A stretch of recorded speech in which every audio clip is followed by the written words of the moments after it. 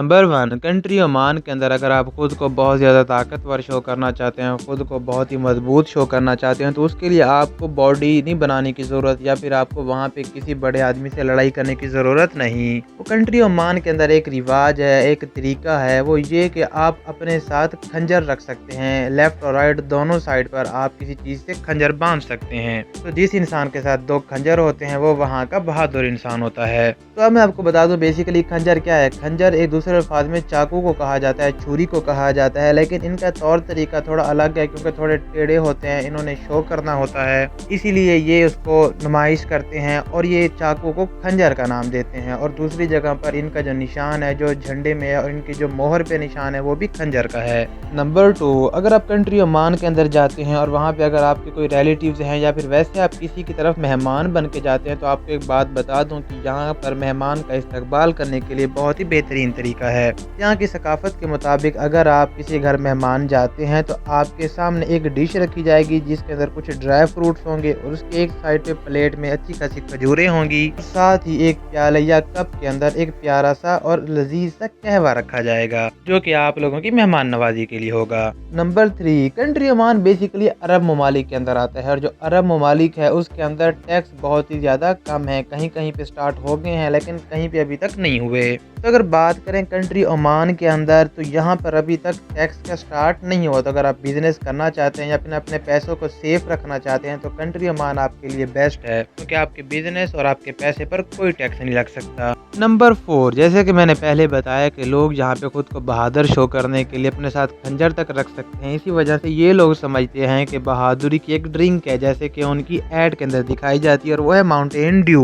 तो इन लोगों का कहना है कि ड्यू भी पीना एक बहुत ही ज़्यादा बहादुरी की अलामत है। तो इस कंट्री के अंदर माउंटेन ड्यू हद से ज़्यादा पी जाती है और जिसका नुकसान कोक प्रोडक्ट को होता है क्योंकि इस कंट्री के अंदर 1% भी ऐसे लोग नहीं पाए जाते जो कि कोक और पेप्सी का इस्तेमाल करते हों। नंबर 5 ऐसे बहुत कम मुल्क हैं जो कि कश्तियाँ वगैरह, बोट वगैरह, यॉट वगैरह बनाते हैं और जो बनाते हैं बहुत अच्छे बनाते हैं। तो कंट्री ओमान उन्हीं कंट्रीज़ के अंदर आता है जो कि पूरी दुनिया के अंदर बहुत ही ज़्यादा उम्दा और बहुत ही ज़्यादा बड़े बड़े शिप और बोट बनाता है। नंबर 6 कंट्री ओमान एक बेसिकली मुस्लिम कंट्री है और मुस्लिम कल्चर के लिहाज से आप किसी भी किस्म का नशा नहीं कर सकते।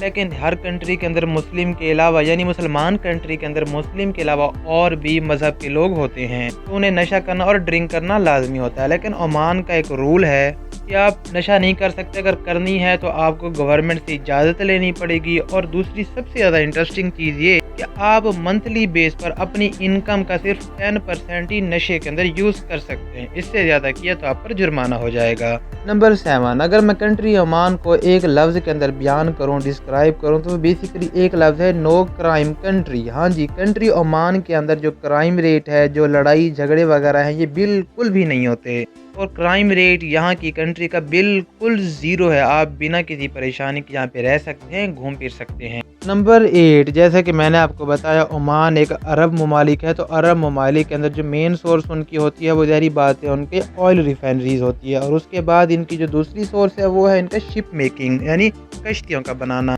लेकिन उसके अलावा भी ओमान के लोगों का सोर्स ऑफ इनकम है वो उसके अंदर 4 चीज़ें आती हैं। एक तो ये ट्रेड करते हैं मछली की, फिर उसके बाद खजूरों की और उसके बाद ज़रात की कुछ चीज़ों की ट्रेड करते हैं।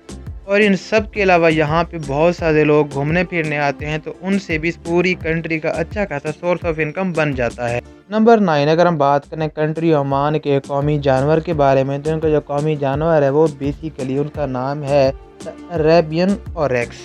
नंबर 10 कंट्री ओमान का जो नेशनल स्पोर्ट्स है, इनका जो कौमी खेल है वो बेसिकली वही है जो कि पूरी दुनिया में तकरीबन ममालिक का है और उसका नाम है फुटबॉल।